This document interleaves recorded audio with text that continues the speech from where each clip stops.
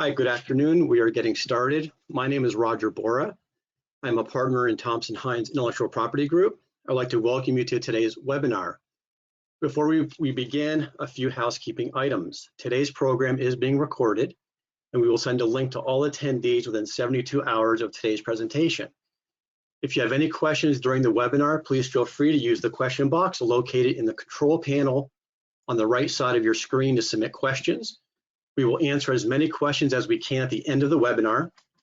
We are offering CLE credit for today's webinar. Please feel free to fill out the please be sure to fill out and return the webinar affirmation form that can be found in the handout section of the control panel located on the right-hand side of your screen. The form provides instructions as to where to send the completed form. You will need a tracking code, which we will provide at the end of the program. In the handout panel, you can also download a copy of the PowerPoint slides and bios of today's speakers. I am delighted to introduce my colleagues that will be presenting today. Joining me today are my Thompson Hine colleagues, Sean Gordon, a partner in our Business Restructuring, Creditors' Rights, and Bankruptcy Practices Group, Jennifer Maffitt-Nickelman, a partner in our Corporate Transactions and Securities Practice Group, Eric Heyer, a partner in our Business Litigation Practice Group, and Joe Smith, an associate in our Business Litigation Practice Group. I will be kicking off the presentation today, and we will be starting on the issue of intellectual property. The topics I'll be covering will be federal trademarks, state and common law trademarks, patents, copyrights, and trade secrets. The focus today will be on IP protection eligibility at the federal level. And for that reason, I'll be focusing mostly on federal trademarks because that is where a lot of the issues are these days, because state and common law trademarks are somewhat protectable in certain situations. Patents are eligible, copyrights are eligible, and trade secrets are eligible at current. So I'm going to focus on the state of federal trademark protection. As a starting point, U.S. Patent and Trademark Office does not grant trademark registrations for activities that violate federal law, and that's obviously includes marijuana, as that's still a Schedule I drug, products that touch the marijuana plant, and certain products featuring CBD. As we'll see in a moment, this is where some of the confusion is taking place at the federal trademark level, simply because some CBD products are considered legal and some products are not currently considered legal. And where we are today, a lot of it at the Trademark Office is based upon the 2018 Farm Bill, the changes to the definition of marijuana, where the definition of the Schedule I drug removed hemp from the definition of marijuana. And it states hemp and its derivatives, such as CBD, that contain 0.3% or less of THC on a dry weight basis, are no longer considered controlled substances. And that change gave way to a flood of new federal trademark applications for a number of products that include CBD.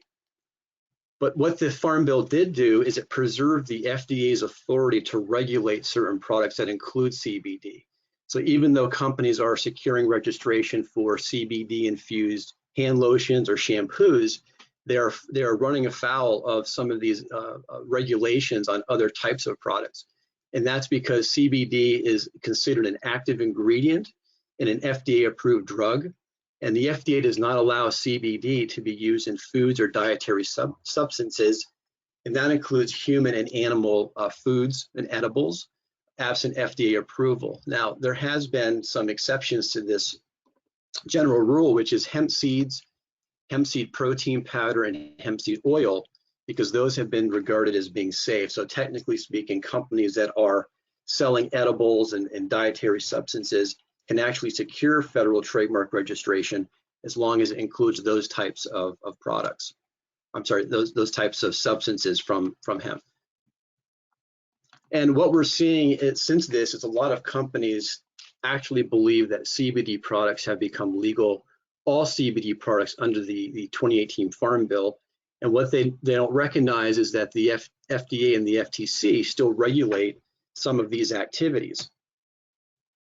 Now, I provided a few sentences here from a couple of letters that go out to companies that are in violation of these laws and regulations. You'll see the FDA and the FTC will send letters such as, it's unlawful under the FTC Act to advertise that a product can prevent, treat, or cure human disease. And we're seeing this in the space of CBD-infused nutritional supplements or other types of edibles, where companies are claiming that their products will cure these diseases and treat these symptoms, which is actually a violation.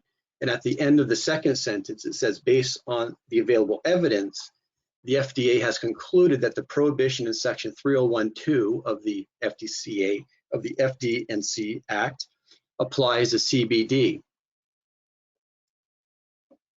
And I've provided a couple of links here for you if you'd like to. You can link out and you can go to the FDA website and you can look at some of these letters. If you're in the business and you're curious what these letters state, you can go click on these links and you can see what they're saying. Also, the first link is an update to the FDA regulation on cannabis and CBD generally. So how does the Trademark Office treat all of this? Well, the general rule here is the USPTO does not grant trademark registration for marks for activities that are illegal. And the USPTO Examination Guide 119 for cannabis marks states, and I'm quoting, this is in part, registration of marks for foods, beverages, dietary supplements, or pet treats containing CBD will still be refused as unlawful under the FDCA, even if derived from hemp, as such goods may not be introduced lawfully into interstate commerce. And so this is where, as companies file for trademark protection for their, CBD-infused coffee or cookies or anything edible, they are being rejected as not being eligible for trademark protection. And why is that so? Well, to secure a U.S. federal trademark registration, a trademark must be used in interstate commerce before a trademark registration can issue. And because you can't use a mark lawfully in interstate commerce, you can't meet the threshold of using the trademark, and therefore you do not get to the trademark registration issuance. And the same is true for a company that has a bona fide intent to use a trademark in the future, because they have to file an intent to use application, and they have to sign off that they have a bona fide intent to use the mark. And again, because of the bona fide intent to use and using is unlawful, they can't get past this hurdle at the Trademark Office. So what are companies doing? Some companies are looking at some of the activities that they're doing that are actually considered legal.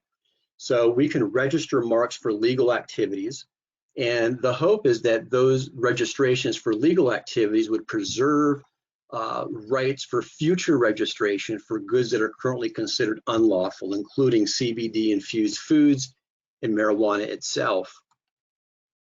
And some examples of legal activities may be foods and supplements featuring hemp seed oil, educational, informational, and podcast services. That's all legal. You're providing information about perhaps health benefits of CBD, and food and beverages that do not contain any cannabis.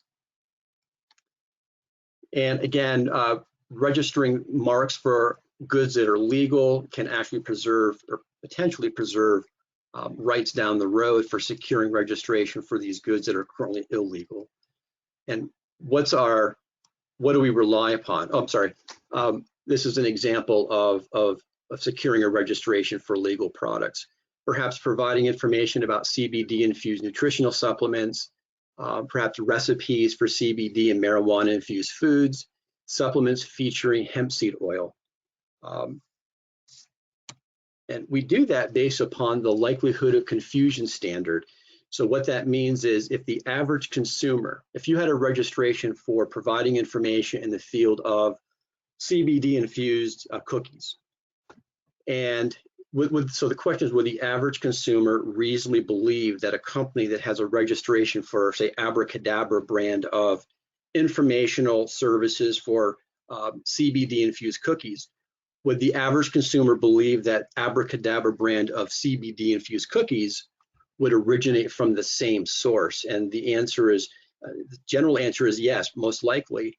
And it's the same with running shoes and running pants. If I sell running shoes under the brand Nike, Another party should not be allowed to sell running pans under the same trademark because consumers would be confused as to the source of those goods, and that's what trademark law does. So if we can secure registration for legal products and services today, that may provide us with the benefit of securing registration at a later date for those goods we cannot get registration for today.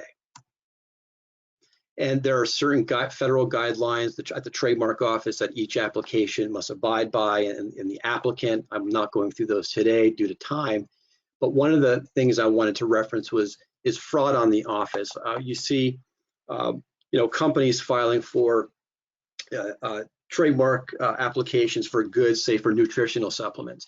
If those nutritional supplements will actually be sold containing CBD, and there are no non-CBD supplements.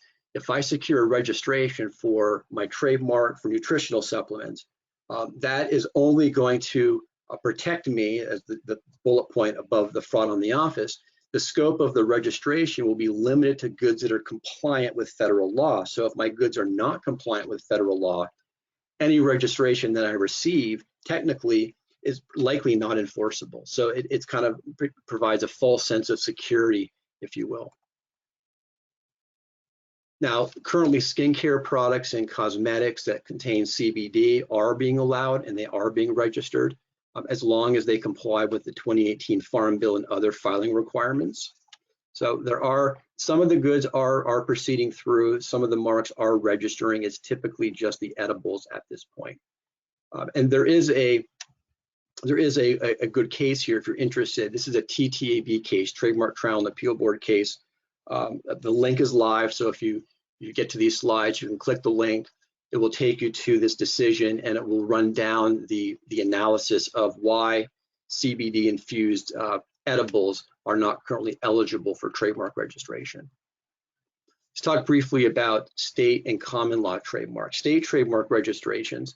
Those are available in states that have legalized cannabis. So California and some other states, companies are registering their trademarks at the state level. There may also be common law rights, so just simply using the trademark without any trademark filings. You may find that companies may find that they have some trademark rights for their trademark absent a federal registration and state trademark registration. The rights just arise based upon using it and putting a TM on the trademark, if you will. But the limitation here is there's a geographic scope limitation. So state registration technically covers you in that state. Common law rights are only in the geographic regions where companies are using their trademark, whereas federal registrations preserve national rights. So that's why it's beneficial to try to secure federal rights. And federal trademark rights may actually trump state and common law rights, even if the federal trademark owner is the junior user or second in time. And there's a case on this right now. It's called Kiva Health Brands versus Kiva Brands Inc. Very interesting case. I've been following this. There's a link to my blog on this. The bottom line is a company in California selling marijuana infused candies started using Kiva on a date that appears to predate the other company, the plaintiff here, Kiva Health, when Kiva Health started using its mark for health foods, no cannabis goods. The junior user, Kiva Health, or the second user, secured a federal trademark registration. And the court here said a prior user of a common law trademark could not challenge the junior user's federal trademark. And they were deemed, the marijuana company was deemed technically not to be using its trademark or have trademark rights. So it's critical for cannabis and marijuana companies to secure federal registration when possible to preserve those rights, because we'll see how this plays out in the federal rights versus state and common law rights. Okay, a quick note on patents. Patents are available for companies in this space, in this industry, and the primary reason is there's no use requirement, right? Trademark rights, you need to use it, but if use is illegal, you cannot get to the trademark registration.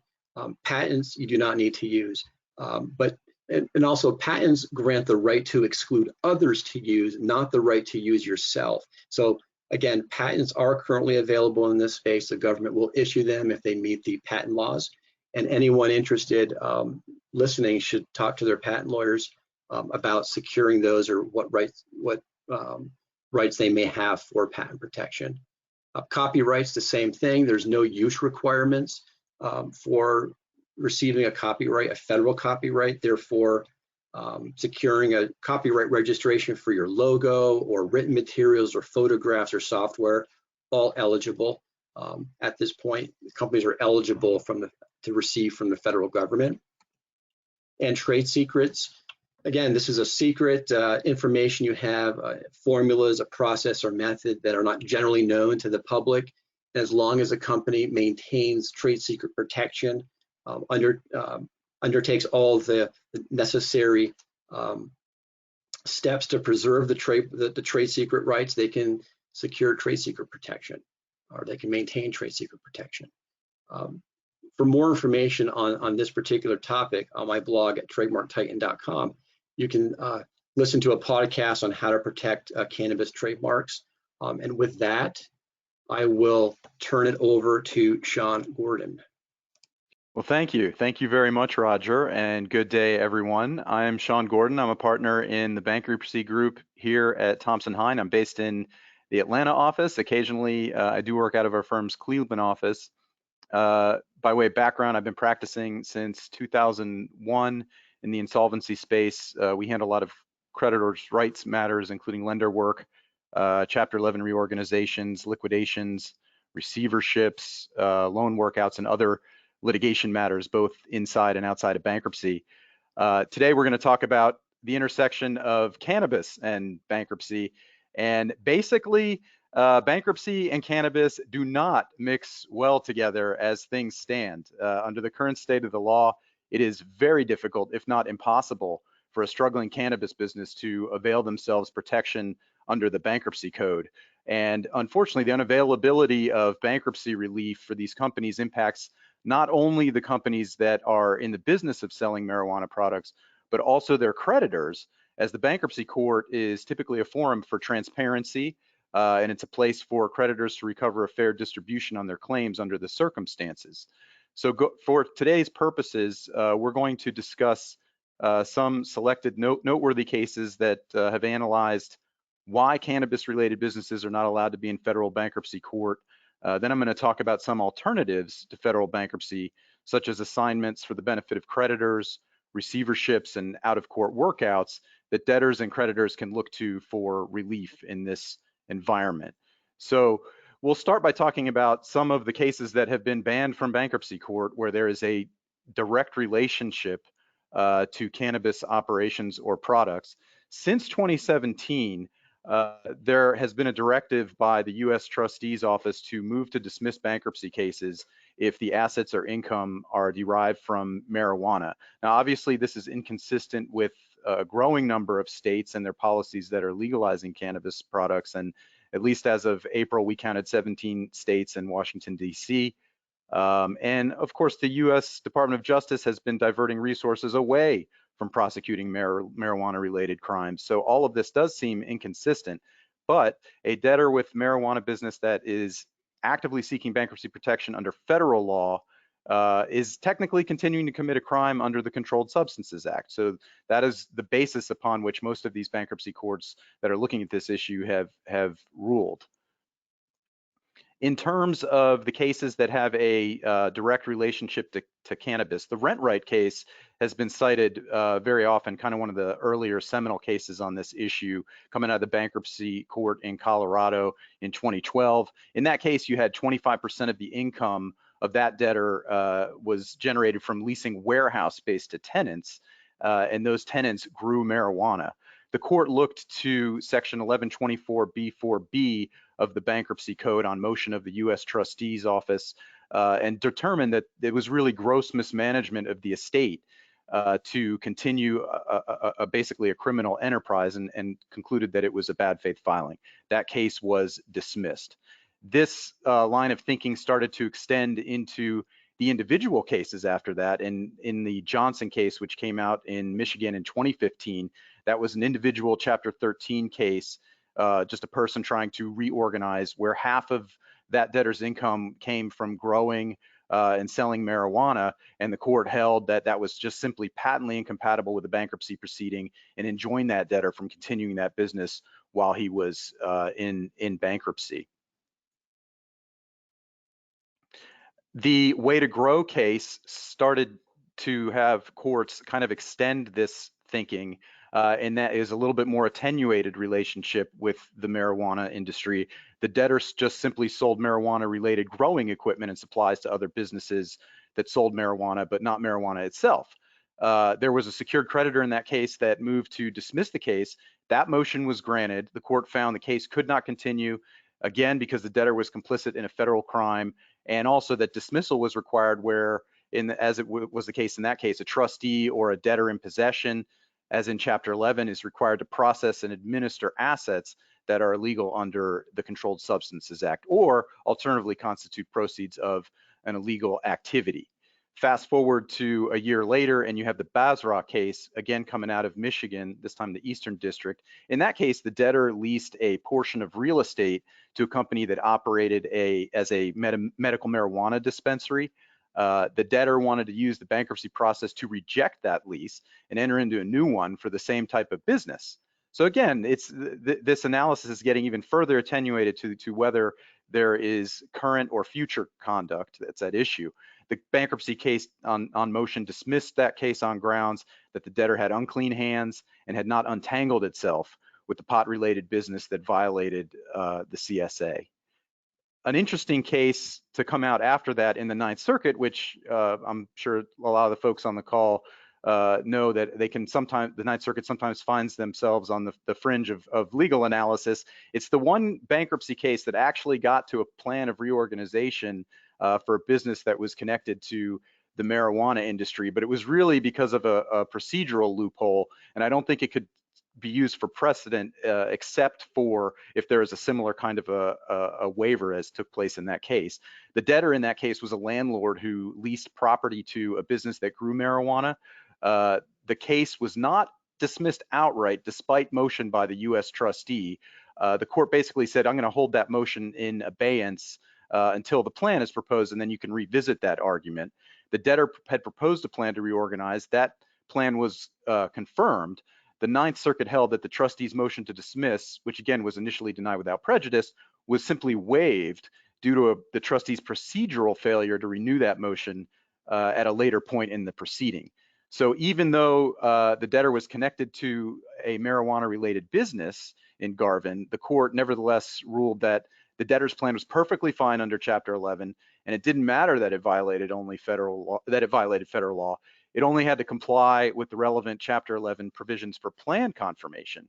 But the court was careful to note that without waiver, they're not really speaking to the issue of whether the case would be dismissed. It was really just again, a procedural loophole that permitted the debtor to survive in that one. But subsequent in the Ninth Circuit, and I think I skipped there was the Burton case. That was again an individual Chapter 13 case. It was owned by a majority of cannabis businesses. That was owned by a majority cannabis business. It was the U.S. trustee sought dismissal of that case as well. The debtor responded that the cannabis company was defunct and not being used to fund the debtor's proposed plan. There was potential recovery from former business activities in that case in Burton that were connected to cannabis, and that was just simply enough to require dismissal because of the risk that the Chapter 13 trustee in that case would have to administer assets derived from illegal activity. And that leads us to the Malul case, which came out subsequent to Burton in the District of Colorado Bankruptcy Court case. District Colorado Bankruptcy Court. Again, an individual Chapter 7 liquidation. This one, the case had actually been closed, but the individual debtor sought to reopen the case because there were previously undisclosed assets and claims that needed to be administered. And those assets were related to marijuana activity, and the claims were. The Chapter 7 trustee, it wasn't really the U.S. trustee, which is a different entity, but the Chapter 7 trustee in that case actually supported the reopening of the case for administration of these previously undisclosed claims. The court refused to open the bankruptcy case, holding that the prosecution of the debtor's litigation claims by the debtor or the Chapter 13 trustee in that case would constitute an ongoing violation of the CSA. So that case was not allowed to proceed. The Pharma Green case, another fairly recent case, this one came out in October of last year. The debtor, and this again just shows how attenuated the connection can be, which will lead to dismissal of a federal bankruptcy case under the current state of the law. The debtor had not previously engaged in the marijuana business at all in Pharma Green, but had intended to get a license in Canada to start cannabis-related activities and business. The court dismissed the case on various creditors' motions simply because the debtor's proposed business model in the case would be in violation of federal law. So the trend that has existed, again, is just bankruptcy and marijuana, at least under federal law, do not mix. So what do you do in this situation? What are creditors or businesses to do to avail themselves of protections if things go south? There are some alternatives that can be considered. You have assignment for the benefit of creditors under state law. You've got state court receivership, and then of course you just have workouts where perhaps things can be resolved through contract. In terms of assignment for the benefit of creditors, this is a great remedy in many cases for a struggling company, not just in the marijuana-related industry. It basically allows for a liquidation without having to go through any court process. So the cost can be fairly convenient and cheap. It allows businesses to assign all their assets to a third party, and that third party will orderly wind down the company's affairs. The assignment for benefit of creditors are created under state law, so those laws will vary from state to state. The one disadvantage with all of these state law remedies is you don't get the federal protection of an automatic stay that would prevent actions in states other than the state in which the assignment for the benefit of creditors is initiated in.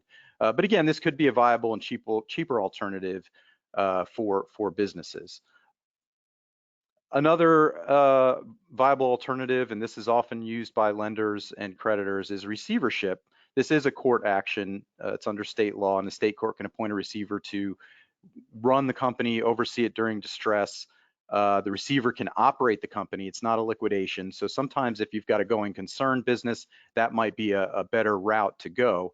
And it's interesting to note that in some of these states where you have marijuana legislation or cannabis legislation, they have receivership statutes that are specific to cannabis industry. So this seems to be a growing area, and you can see here some of the states that have done this.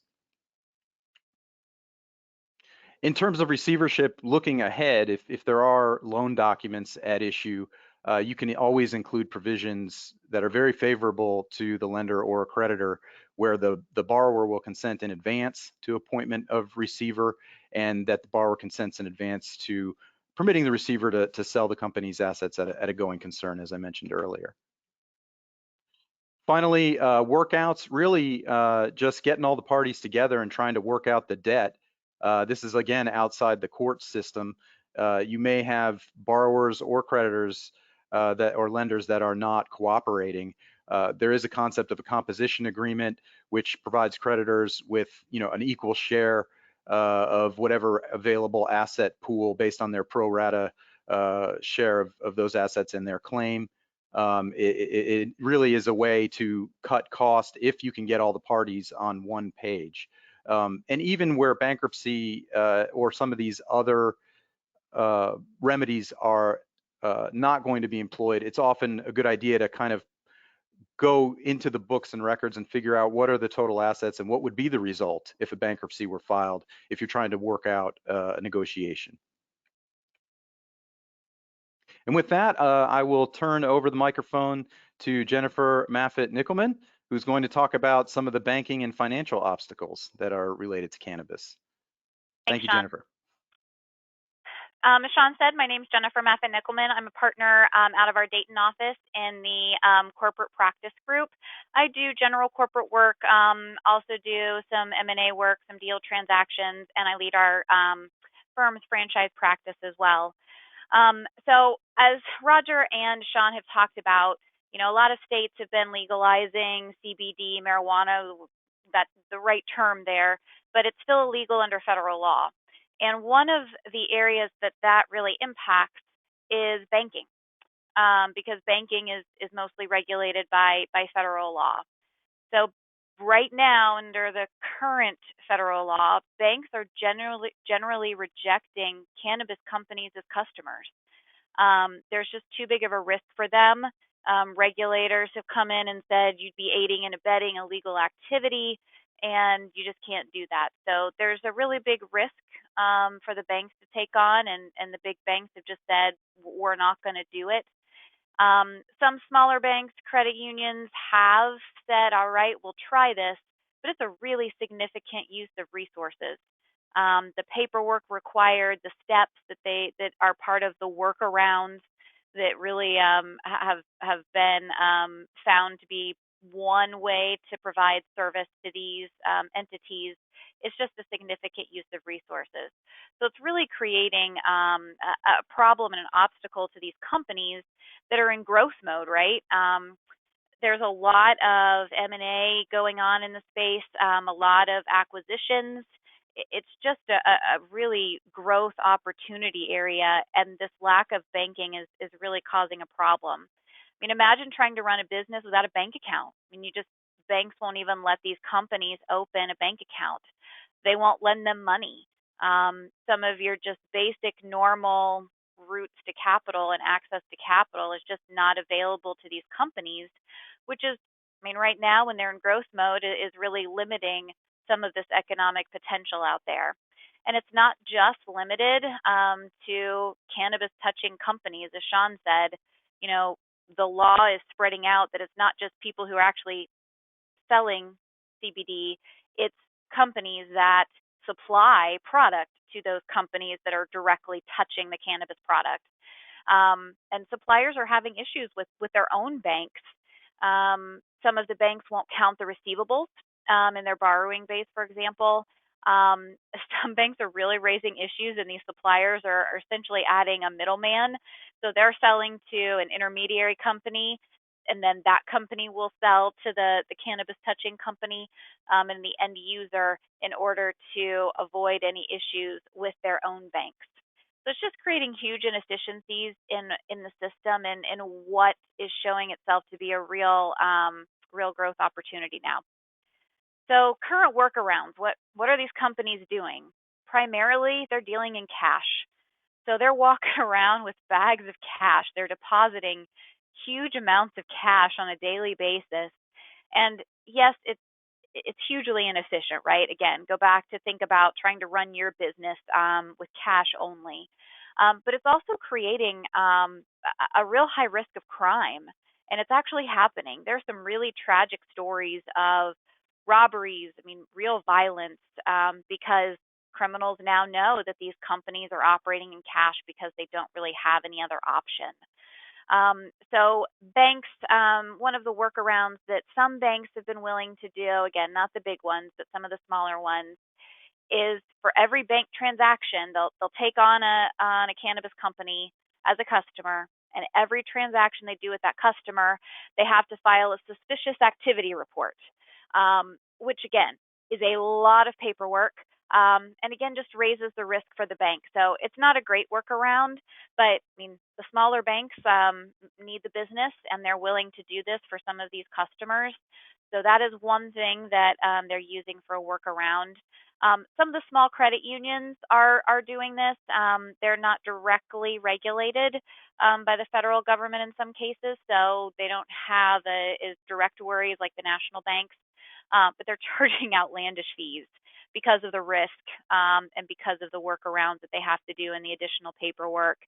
The regulators are focused on, are these companies being used to launder money? Right now with the state of federal law, it's really creating a problem and inefficiencies. but it is allowing the credit unions to do some of this just at the significant amount of additional fees that they're charging.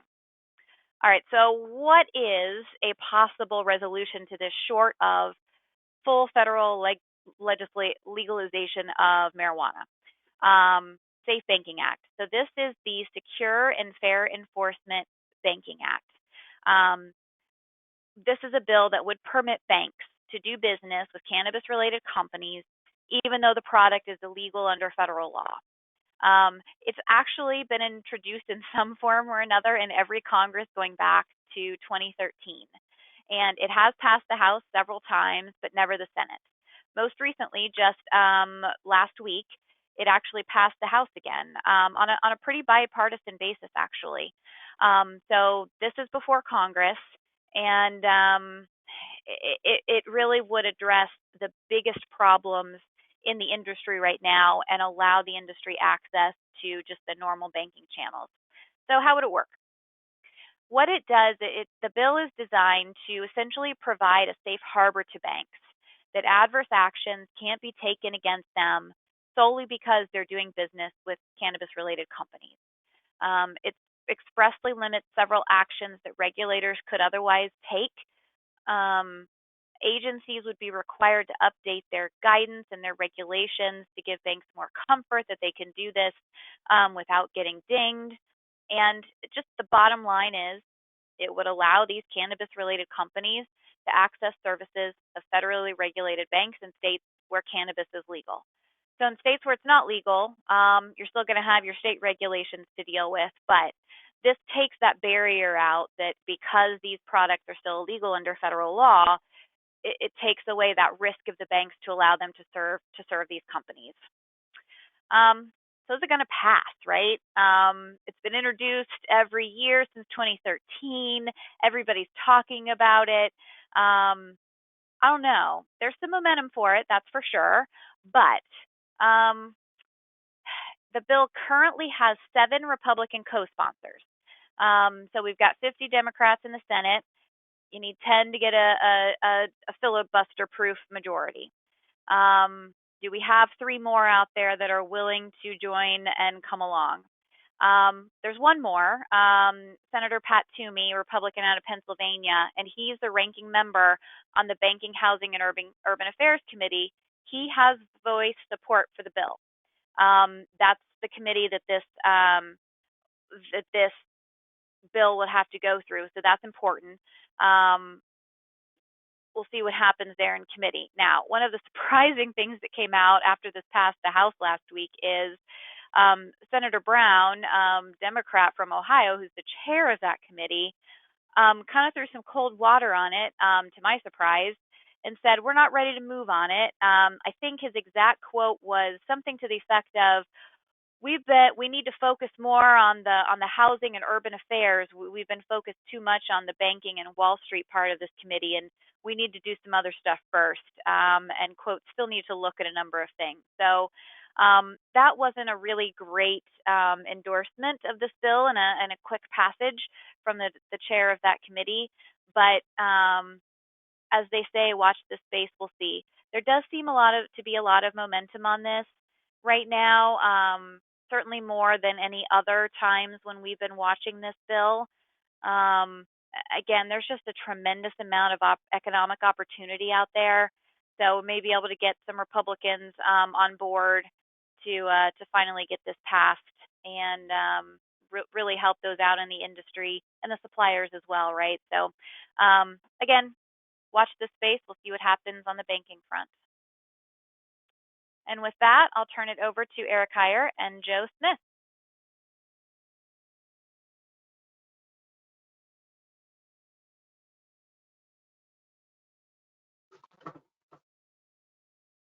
Hi, everyone. This is Joe Smith. Eric Heyer, I believe, is also on. He's going to be speaking as well. Thank you, Jennifer. My name is Eric Heyer, partner in business litigation at the Washington, D.C. office. And,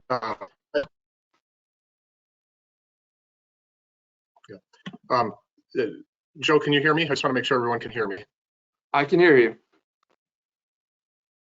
Okay, this is Eric Hire. I'm a partner in the Washington, D.C. office in the Business Litigation Practice Group. And I've also, okay, great. And I've also headed, I've got a little bit of a delay, I think. I've also headed our vaping industry practice. I've been practicing in that area for about 12 years now. So I'm going to talk about a specific subset of cannabis products that are affected by some legislation that passed right after Christmas. And it's an extension of two existing statutes, the Jenkins Act and the Prevent All Cigarette Trafficking Act, or PACT Act, to vaporizer products, including CBD products, adult vape products, and other cannabis products.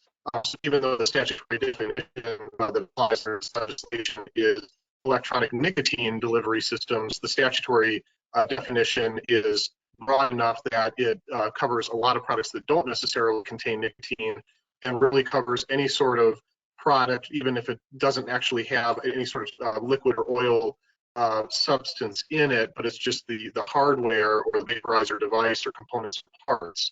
And so it's a very far-ranging statute, maybe farther ranging than Congress understood when it passed this legislation as part of a 6,000-page omnibus bill right after Christmas of last year. But it imposes a number of requirements, including registration with ATF, registration with state departments of taxation, requirements to pay excise taxes, and requirements to pay requirements to get licenses directly under the federal statute if you're engaged in business-to-business sales, and for those that are involved in business-to-consumer sales, and for those that are involved in business-to-business sales as distributors or wholesalers, there's sort of an indirect potential obligation to get licenses as well, because part of the obligations under the PACT Act are to file monthly shipment reports of any vaporizer products that you're shipping from your state out to another state. And given that those monthly shipment reports have to be filed with the states on a monthly basis, if you're a distributor of a covered product and haven't had the necessary licenses for the state into which you're shipping, you may potentially need to get it now because of the heightened risk of enforcement, because now the states are all aware of what shipments are going in where. And there are about 15 or so states where the definitions of covered products that are subject to excise tax and license requirements would potentially cover CBD, Delta 8, and other hemp and cannabis.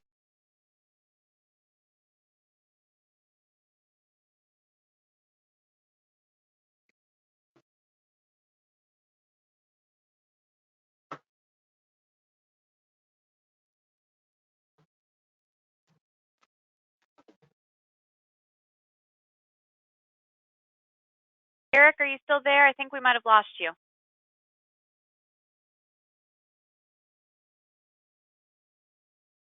You can go ahead. Okay, Eric, we lost you there, so we're not sure where exactly you left off on that. The last part I think we all heard was you mentioning, as you stated, there's 15 or so states that include within their definition of taxable vapor products, they're broad enough to include CBD, cannabis, hemp, other non-nicotine products. As Eric was stating, with that, it's largely a result not because of any particular definition those states are using. I would bet money that very few, if any, of those state legislators, when they pass their vapor taxes, especially the older ones, that they even consider that this could apply to CBD or cannabis or hemp or really any non-nicotine. But the reality is it does, at least in those 15 or 16 states, apply, largely due to their use of terms like any substance or regardless of nicotine content. And so what that requires then is for those 15 or 16 states, not only is there that PACT reporting requirement and registration, But there's also the requirement to get the necessary licenses and pay the necessary taxes, which of course creates for a lot of CBD or hemp or cannabis companies a new issue, because the vast majority haven't dealt with this issue, especially if they're not selling actual marijuana, if they're not actually involved in the marijuana business in a state that has authorized either medical or adult use marijuana. They're quite, for a lot of them, are quite familiar with this type of state regulation. And so that's creating a whole new hurdle for them, and obviously need to consider whether they continue to sell these types of ends products, how you're needing to go about register, because it's not only just that ATF or state registration reporting in these states, but it is going beyond into that licensure and tax issue. And some of these states have, there may be potential for clarification what they apply to, but it's still leaving a lot open that they're going to need to deal with. And that, of course, leads to some companies looking at the idea of, well, maybe they get out of the ends industry and maybe they just focus more on the non-liquid products, such as dry flower, concentrates, or products that, to be honest, can cause potential other issues, such as gummies and more edible products that Roger mentioned, I'll be mentioning in a minute, discussing more, can cause some other issues. And so we're just touching on this briefly here.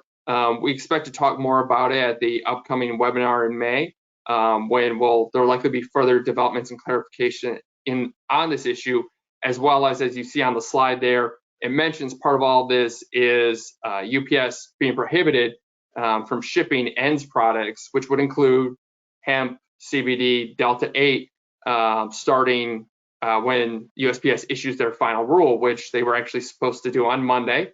Perhaps unsurprisingly, given the number of comments from people in the industry, that rule has been postponed until a time yet to be determined.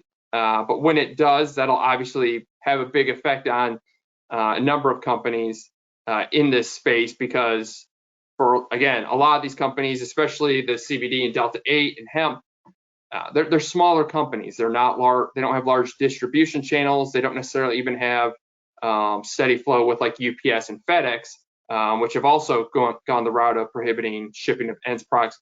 And so it's going to create some interesting hurdles and new avenues that they're going to have to navigate when it comes to getting their products to not only their customers if they sell B2C and direct to consumer, but also to other businesses, because again, a lot of them don't sell in the quantities where they can just shift to sending things via freight. And so it's going to be interesting, and we'll probably be discussing that more at the May webinar, because hopefully by then we'll have some clarity on that USPS rule. So then moving on to the other recent, or relatively recent, and there we go, class actions and CBD marketing. And Roger touched on this briefly. As Roger knows, the FDA and FTC still regulate CBD, especially when it comes to their labeling, marketing, and frankly, what companies can and cannot say about the products. If anyone here watching this has gone into a store that sells CBD, which at this point could be pretty much anywhere, you're going to see a lot of products that frankly violate or would be in violation of FDA's current position, which is that you can't include medical claims. You can't say, for example, some of the more egregious ones say things like CBD will, relieve your cancer symptoms or help stop its growth or cure Alzheimer's. Those are the more egregious examples. But obviously, we all see advertisements, whether it's on TV, online. If you listen to podcasts, you probably hear a lot of them. I know I do, where they say things like it can help relieve pain, joint issues, back pain, anxiety, insomnia, everything under the sun. And the FDA has been pretty explicit while they've been going through their rulemaking process that because CBD was approved in a FDA-approved drug, it's considered a drug. So it can't be put in edibles. It can't be put in various other products. And you certainly can't make medical claims that haven't been approved or reviewed by the FDA. And also there's other issues such as saying that it's a supplement or listing dietary or nutritional information on these products. And so what has happened, and Roger mentioned this, the FDA has over the last 2 to 3 years been regularly sending out warning letters to retailers, manufacturers, distributors of CBD products, essentially saying you're violating federal law by making these claims, by saying it can help with joint pain, by helping it can help with insomnia, those types of claims. And so what has happened is when those letters have gone out, a number of, as some of you may expect or some of you may have dealt with in other areas, it's led to consumer class actions in which these consumers, and I say consumers in quotes because a lot of them are individuals who frankly would have never bought the product, but for some lawyer telling them they could bring a lawsuit, they're testers or other terms that some of the state laws use for these types of consumer protection acts. And what they allege is that by these companies using arguably misleading or illegal labeling, they're therefore illegal products. They can't be on the market, and they're a violation of state and federal consumer protection laws. And in this, over the last 2 or 3 years, there's been approximately 20 of these lawsuits filed. I'm not sure how recent the most recent one is. It was a few months ago, but they're pretty much follow once a new group of warning letter comes out. Within a few months, there's usually some lawsuit being filed against at least 1 or 2 of those companies that receive a warning letter. And they all, for the most part, again, allege the same thing. You've mislabeled your product. It's a violation of federal law. You know, I've been damaged under the state or federal consumer protection statute. A lot of these have been filed out in California, which some of you may expect, given their consumer protection laws. But they've also been all over the country. There's been some in Florida, I believe one in New Jersey. I think there may have been one in Texas as well. But again, there's been about 20, and most of those cases have, or at least several of those cases have either been stayed or dismissed on the grounds of primary jurisdiction, which is this argument that FDA, until it issues its rule on CBD, which it's been in the process of doing for going on 3 years now, until FDA issues that rule saying what is and is not illegal for CBD, or what's required, what testing, or what you're really allowed to put on your products, that it's not right for the court to settle these matters, that it's still up for dispute, and any question of whether these companies are violating federal law or FDA regulation is for FDA to decide, not for the court. And so several of these cases have either been dismissed or stayed on those grounds. I believe one court did deny the motion to dismiss. That's the outlier, but the majority have been stayed on these grounds. And a few others have been dismissed based on the argument that the plaintiffs, the alleged consumers, didn't have standing because either they didn't suffer any actual damage because some of them didn't even purchase the product, or they've already said, that they're not going to purchase in the future based on their knowledge of this warning letter. So the argument is, then how have you been damaged? And so a couple of them have been dismissed for that. Others still have motions pending, or again, like I said, they continue to be filed semi-regularly after these warning letters come out. And so then there's a new motion to dismiss being filed and new pleadings and arguments being made at that stage.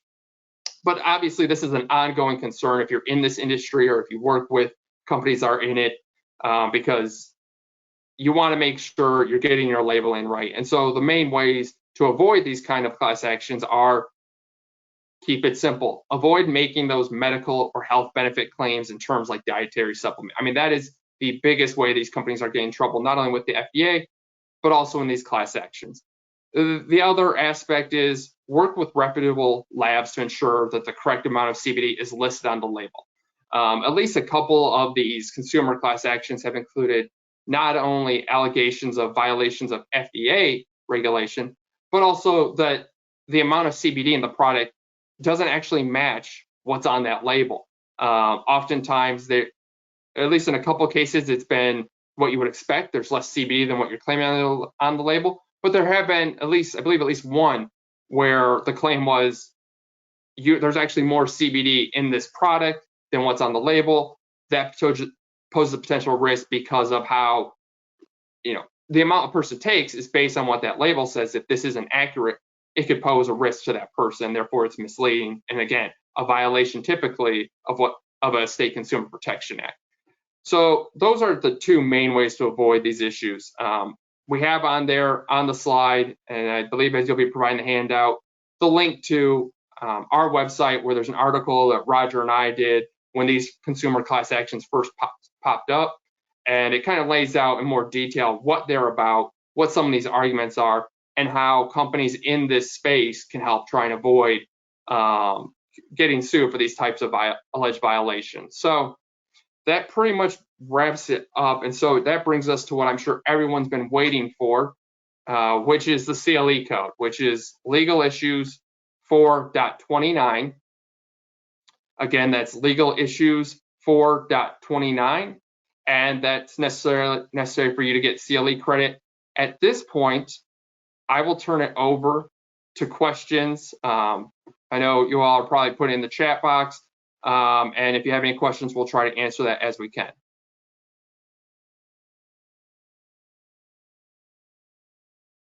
Joe, this is Jennifer. I want to know why our CLE code wasn't 4.20.